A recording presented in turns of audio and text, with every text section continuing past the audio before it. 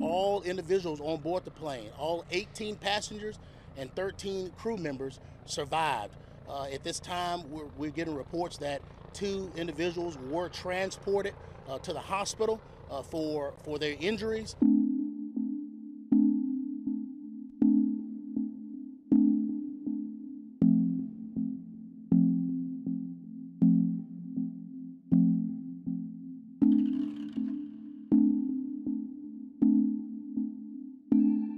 They were stunned. They were very, very stunned, but they did all self-extricate. We can't tell you how they did that or in what method.